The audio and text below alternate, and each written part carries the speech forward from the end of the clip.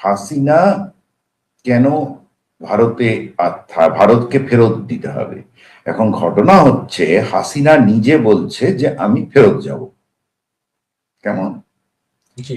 তো হাসিনা যখন নিজে বলবে যে আমি ফেরত যাব, তখন বাংলাদেশ তাকে বলতে পারে যে ডিসেম্বর কেন, তুমি আগে এসো।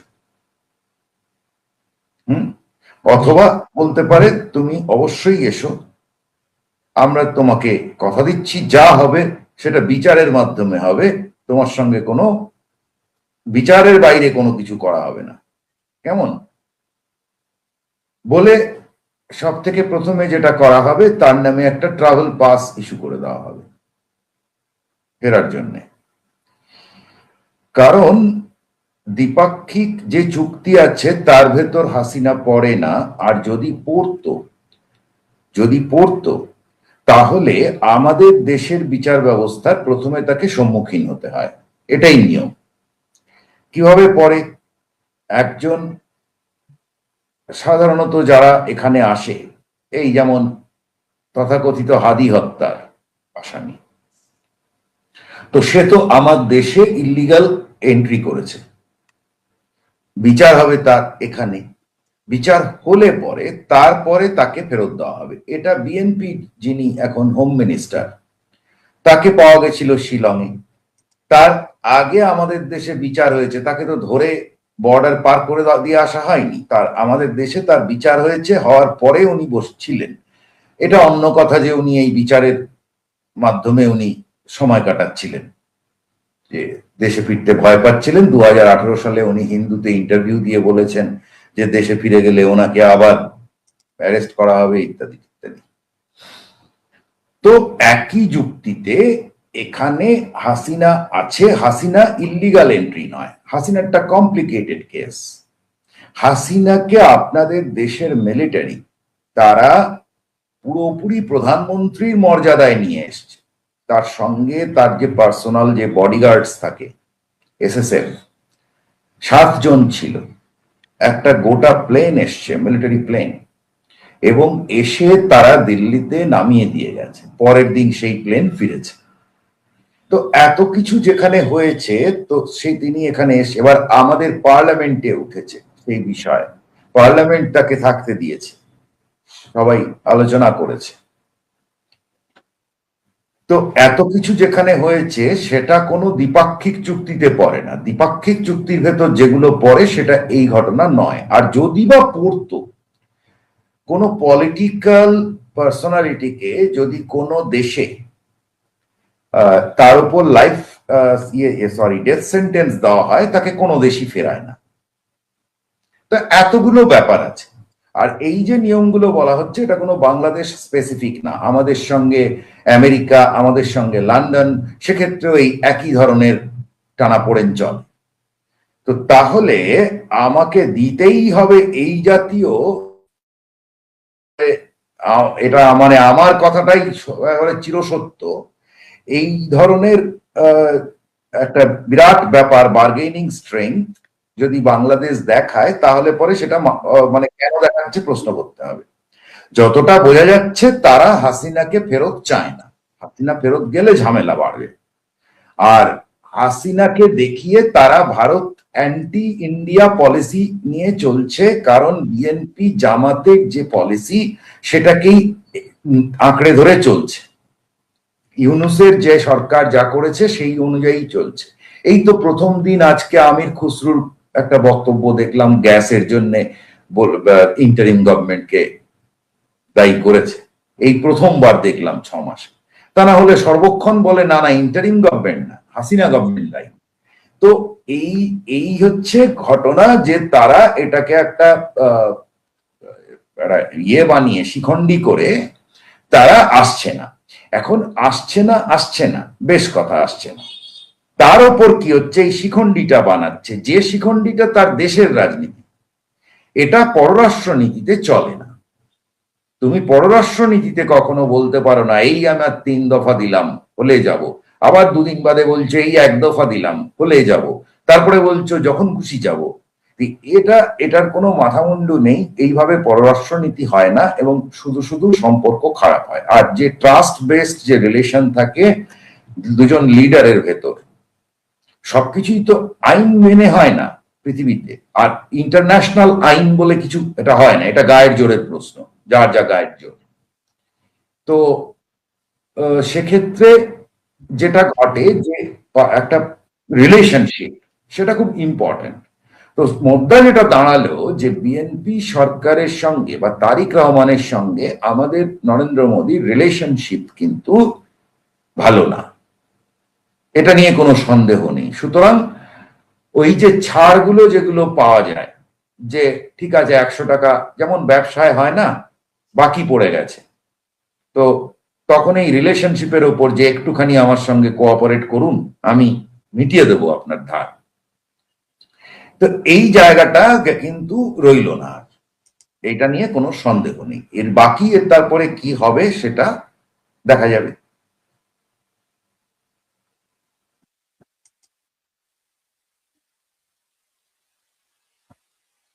রাশেদ। জি দাদা, দাদা আপনি আপনি যেটা বললেন যে আমরাও জানি যে এখান থেকে বলছে তিনজনকে, মানে তিনটে দাবি, যে শেখ হাসিনাকে ফেরত দিতে হবে, হাদির হত্যাকারীদেরকে ফেরত দিতে হবে। আপনি বলছেন এটা কমপ্লিকেটেড শেখ হাসিনার বিষয়টা। আপনার কি মনে হয় যে শেখ হাসিনাকে যেভাবে নিয়ে যাওয়া হয়েছে ভারতে, পৃথিবীর আর কোন দেশের রাষ্ট্রপ্রধানকে এভাবে নিয়ে গিয়েছিল অতীতে? ইদানিং কালে মনে পড়ছে না, আমার পুরনো কোন সময় হলে পরে আমি জানি না। তবে অফকোর্স এটা একটা নতুন ধরনের জিনিস। এটা কোনো মানে এমনও নয় যে উনি ওনার প্রাইভেট প্লেনে পালিয়ে চলে এসছেন, তা নয়। মিলিটারি সরকারি ভাবে তাকে নিয়ে এসছে। সে তার দেশে কিছু গোঁজামিল দিয়েছে, তার দেশের লোক যাতে জানতে না পারে, তাই ট্র্যাকারটা বন্ধ করে রেখেছিল। সেটা তার ব্যাপারও, তার দেশের তার ব্যাপার, কেমন।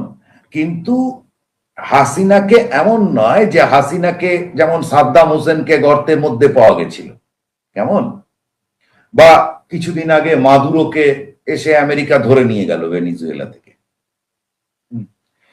তো অনেক সময় এগুলো শোনা গেছে, কেউ বাথরুমের ভেতর দরজা বন্ধ করেছিল, সেখান থেকে বার করে নিয়ে গেছে, এই সমস্ত। এটা সেরকম ঘটনা নয়। তাকে মিলিটারি, বাংলাদেশ আর্মি পরিষ্কার তাকে নিয়ে গেছে। বাকিগুলো সব গল্প, যে কে একটা বলল সেনা প্রধান জানতো না, কে বললো অমুকটা হোক, এগুলো সব গল্প। আপনার একটা হয় নাকি, আপনি প্রধানমন্ত্রীকে নিয়ে এলেন, এসএসএফ গেল, মানে প্লেনটা গেল, আপনার এয়ারবেস থেকে গেল, এগুলো তো গল্প। সবাই মিলিটারি সে নিজে দিয়ে গেছে, এটাকে নিয়ে নতুন কোনো তো কথা নেই। আর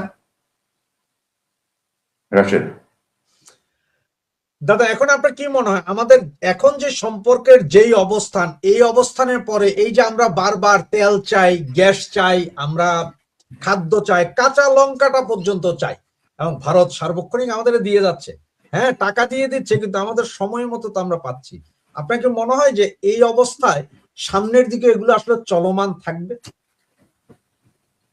না, সেটা ডিপেন্ড করে বাংলাদেশের ওপর, বাংলাদেশ শত্রুতা কত করতে চাইছে।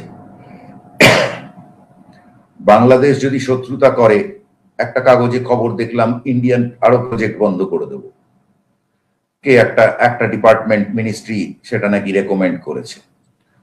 এই সরকারের ভেতর বা এই গোটা ব্যুরোক্রেসি, সেটাতে জামাতের কন্ট্রোল আছে, সবাই জানে। তো এখন সেগুলোর উপর নির্ভর করবে আগামীতে কি হবে না হবে। এবার আসি, এই যে জিনিসটা বাংলাদেশে চলে যে আমরা তো টাকা দিয়ে কিনছি, হ্যাঁ টাকা দিয়েই তো কিনছেন, তো আপনি কি বিনা পয়সায় পাবেন নাকি কোনো জিনিস? বিনা পয়সায় যেগুলো দেওয়া হয়েছে, তো কোভিডের ভ্যাকসিন দেওয়া হয়েছে। যখন প্রশ্ন হচ্ছে টাকা দিলে কোভিডের সময় সমস্ত শিপিং সমস্ত হচ্ছিল না, কেমন। তো সেই সময় আপনার দেশের গার্মেন্ট কার উপর চলেছে? পুরো ভারত থেকে পুরো কটন গেছে, কেমন। টাকা দিয়ে তখন নিয়ে আসতেন, অন্য জায়গার থেকে। 2020, 2021, 21-এ তো বিরাট লজিস্টিক্স ডিসরাপশন হয়ে গেছিল পৃথিবী জুড়ে, যখন $400 কন্টেইনারের ভাড়া হয়ে গেছিল $2000, 4-5 গুণ বেড়ে গিয়েছিল, তাও পাওয়া যাচ্ছিল না। শিপিং লাইনাররা তারা কন্টেইনার তুলছে না, এমন অবস্থা হয়ে গেল একটা সময়। তো আপনার টাকা দিয়েছেন বলে মাথা কিনে নিয়েছেন নাকি? আপনার টাকা যেটা আছে, তখন যদি আমি আপনাকে না দিয়ে আর কাউকে গিয়ে দিয়ে আসতাম যে না না ও বেশি টাকা দিচ্ছে, তাহলে কেমন হতো? হতে পারতো তো? তো টাকা হলে হয় না, সম্পর্ক লাগে, ব্যবসায় ট্রাস্ট লাগে, ট্রাস্টই আসল জিনিস। তো সুতরাং আপনি তো টাকা দিয়েই তেল কেনেন, আমরা টাকা দিয়ে তেল গ্যাস কিনি না, তাহলে মধ্যপ্রাচ্যে যখন অশান্তি হয়ে গেছে তখন আমাদের বাস হয়ে যাচ্ছে কেন? তো সুতরাং এইগুলো কোনো যুক্তিই নয়। দেখতে হয় যেটা, যে আমার স্ট্র্যাটেজিক ডিপেন্ডেন্স কতটা। বাংলাদেশ থেকে কোনো যদি ভারতে যে $2 বিলিয়ন আমদানি আছে, মানে বাংলাদেশের সব থেকে বড়, এশিয়াতে সব থেকে বড় রপ্তানি বাজার ভারত। প্রশ্ন হচ্ছে, বাংলাদেশ থেকে কোনো রপ্তানি ভারতে বন্ধ হয়ে গেলে, যদি বন্ধ হয়ে যায়, তাহলে ভারতের অর্থনীতির কতটা ক্ষতি হবে? কেমন? এটা হচ্ছে স্ট্র্যাটেজিক ডিপেন্ডেন্স। ইন্ডিয়ার স্ট্র্যাটেজিক ডিপেন্ডেন্স কতটা বাংলাদেশের উপর বিজনেসের ক্ষেত্রে। আর ভারত থেকে যদি রপ্তানি বন্ধ হয়ে যায়, তাহলে বাংলাদেশের কতটা ক্ষতি হবে? তো এবার আপনি লিস্টটা মিলিয়ে দেখুন যে যে ভারত থেকে যদি সাপ্লাই না যায়, তাহলে আপনি তো টাকা দিয়ে কিনবেন। আপনার ভারত থেকে একটা কাঁচা লঙ্কা যেতে যে সময়ের মধ্যে পৌঁছে যায়, তো সেই সময় আপনি নিয়ে আসুন কাঁচা লঙ্কা। আপনি যেখান থেকে, আপনি ব্রাজিল চলে যান, কলম্বিয়া চলে যান, আপনার ইচ্ছে হবে চলে যান, 45 আনুন, আপনার যা যা মন চায় করুন। তো এটা করলেই তো পারে বাংলাদেশ। কিছুদিন বন্ধ করে দিল ইন্ডিয়া থেকে, তো ইউনুসের সময় অনেক কথা হয়েছিল না, ইন্ডিয়া থেকে ইম্পোর্ট বন্ধ করে দেবে, তারপরে তো উল্টে বেড়ে গেল ইম্পোর্ট। হলো কেন? হলো এই কারণে যে সরালে পরে অর্থনীতির যা অবস্থা হয়ে রয়েছে। আপনি তো বাংলাদেশ, বড় লোক দেশই যেটা করতে পারে না, সেটা কি বাংলাদেশ পারবে? বড় লোক দেশই করতে পারে না, কোনো দেশই এরকম নেই যে এই সমস্ত কাজ করে উল্টাপাল্টা। তো এগুলো বাংলাদেশেই শোনা যায়, আমরা তো টাকা দিয়ে কিনছি। আর শুধু কেনা, ভারতের কমসে কম $5 বিলিয়ন বাংলাদেশে ফেঁসে আছে। এক রামপালে $1.5 বিলিয়ন লোন আছে, দুনিয়ার সস্তাতম লোন। কি হবে তার? আজকে ভারত থেকে আপনি বন্ধ করে দিন ইলেকট্রিসিটি, এমনিতেই দেশে 12 ঘন্টা, কোথাও কোথাও 20 ঘন্টা লোডশেডিং চলছে, বন্ধ করে দিন কাল থেকে। আপনার ইচ্ছা করুন। ইউনুস সরকার আদানি থেকে ইলেকট্রিসিটি নেওয়া বন্ধ করে দিয়েছিল না? তারপর 3 মাস বাদে বাপ করে কেন নিতে হলো? সুতরাং এই কথাবার্তা এগুলো আমরা তো বলছি না। কোন দেশের উপর ডিপেন্ডেন্স তো হতেই হবে। আমাদেরও অনেকের ওপর অনেক কিছুতে ডিপেন্ডেন্স আছে। আমাদের ইউএইর ওপর ডিপেন্ডেন্স নেই, আমাদের সৌদি আরবিয়ার উপর ডিপেন্ডেন্স নেই, আছে তো। তো সেগুলো তো স্বাভাবিক ঘটনা। তাহলে ফরেন রিলেশনটাকে সেভাবে রাখতে হবে, তার সঙ্গে সকাল বিকেল ঝগড়া করলে হবে না। একটা ছোট উদাহরণ, আপনি ব্যবসা তো ভুলে যান, বাংলাদেশের এই মুহূর্তে অর্থনীতির যে অবস্থা, তাতে একটা টোকা মারলে বাংলাদেশের 12টা বেজে যাবে, এমন অবস্থা হয়ে রয়েছে। সেটা ছেড়ে দিন। চীন আমাদের যে জল আসে নদী দিয়ে, ব্রহ্মপুত্র দিয়ে, তার ডেটা আমাদের দেয় না। মানে ধরুন কত বৃষ্টি হচ্ছে ওপরে, বা ধরুন কখন জল ছাড়ছে, কতটা জল ছাড়ছে, তার সবসময় আমাদের ডেটা দেয় না। এটা অনেক দিন ধরে চীন করত।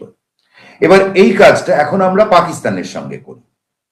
আমাদের ইচ্ছা হয় আমরা গেট খুলে দিই, আমাদের ইচ্ছা হয় আমরা গেট বন্ধ করে রাখি। হ্যাঁ, জল তো আর ঘরে ধরে রাখতে পারবো না, জলকে তো ধরে রাখা যায় না। কিন্তু পাকিস্তানে ওদের যে এই ইন্ডাসের যে জলটা, সিন্ধুর যে জলটা, এটার ওপরেই ওদের সমস্ত এগ্রিকালচার, বিরাট পরিমাণ ইলেকট্রিসিটি জেনারেশন ডিপেন্ড করে থাকে। কেমন?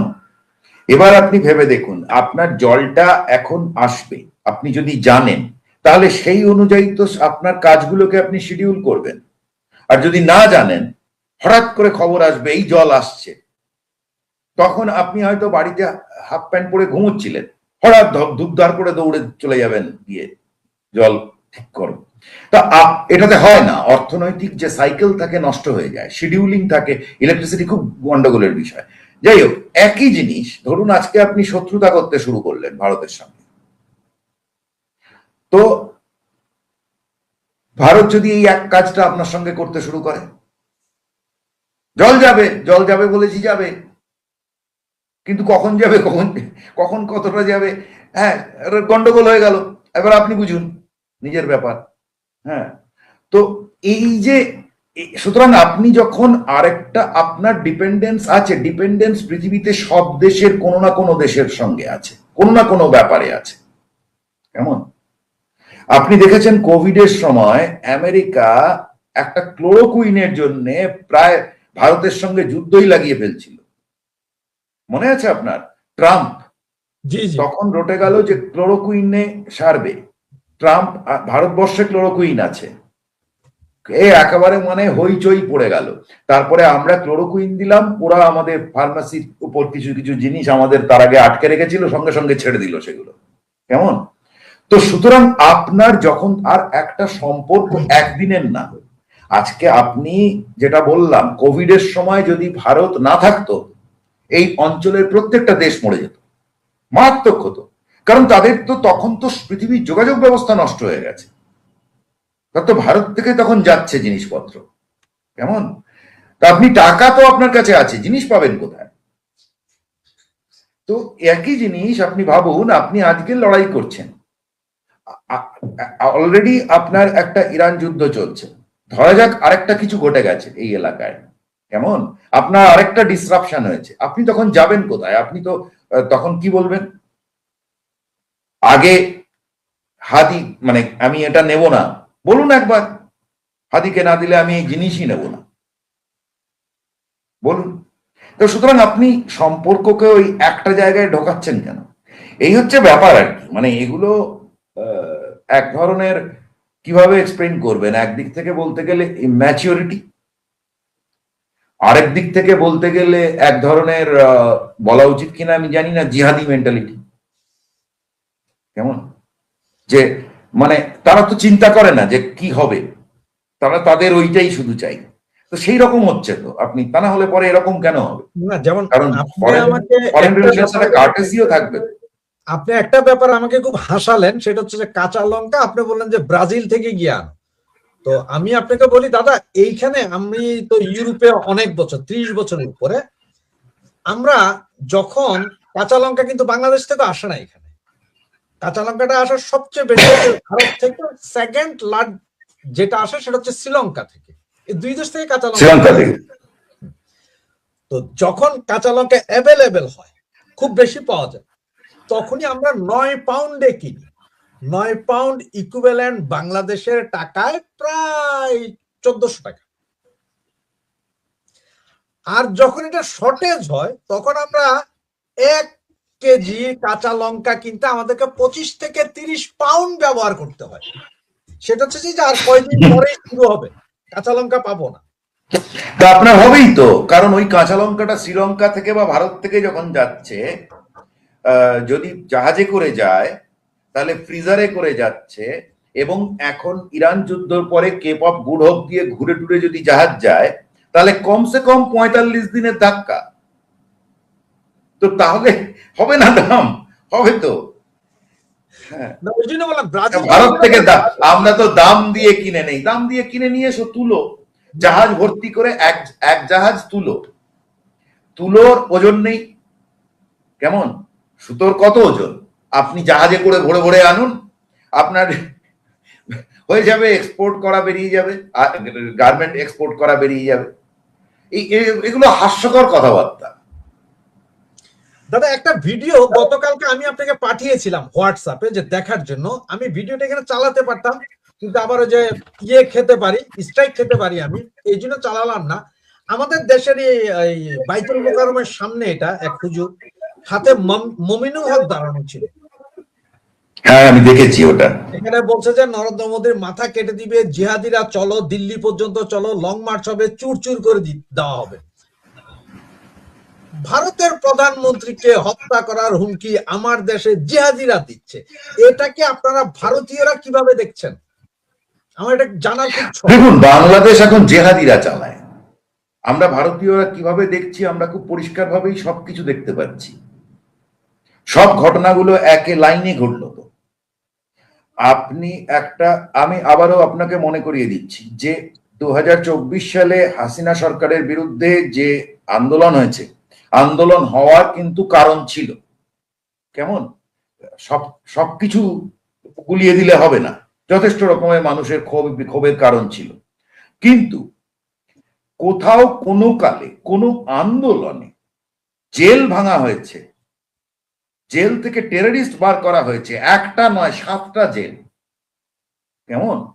এবং পুলিশের 75% তার থানা লুট করা হয়েছে আর্মস। আপনার 100 কতজনের সমস্ত ক্রিমিনাল রেকর্ডস পুড়িয়ে নষ্ট করে ফেলা হয়েছে, নেই আপনাদের কাছে। তাদের মধ্যে ওই জেএমবি টেররিস্ট আছে, তারা চলে গেছে। তাদেরকে আপনি ধরলেও তাকে আর আগের কেসে ঢোকাতে পারবেন না, কেস রেকর্ডটাই নেই। সম্ভব হয় কি করে?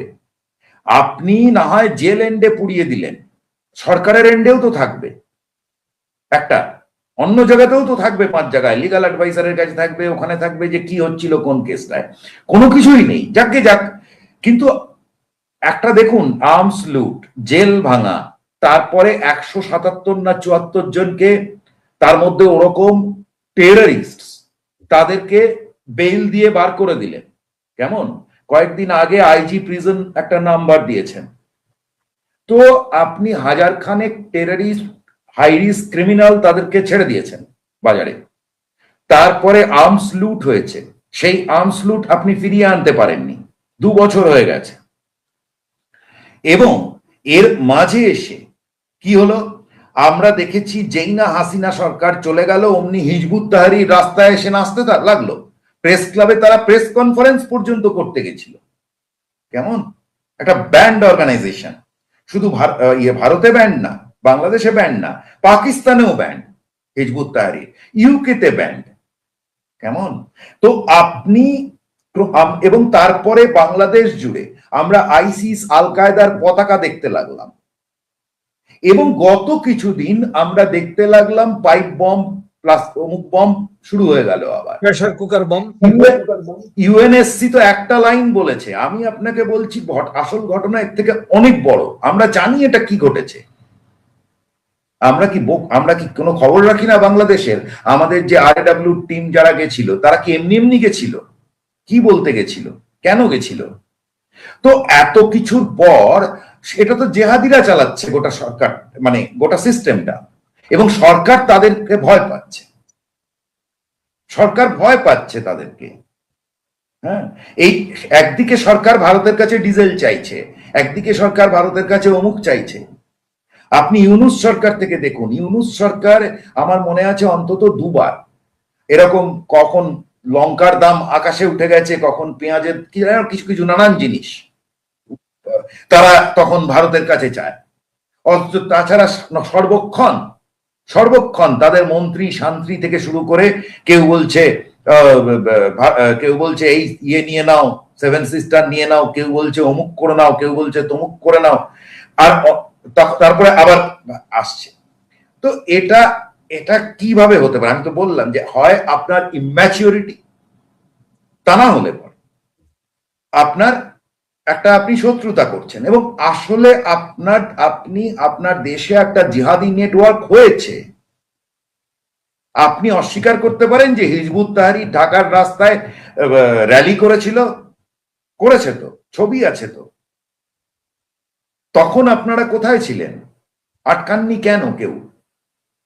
এবং করতে করতে করতে করতে, এবং এই তো 1 মাস আগে অব্দি, 1.5 মাস আগে অব্দি বলছিলেন দেশে টেররিস্ট নেই। হ্যাঁ, তো আপনারা তো ডিনাই করে যাচ্ছেন, আসলে তো আপনারা টেররিস্টদের প্রোটেক্ট করছেন।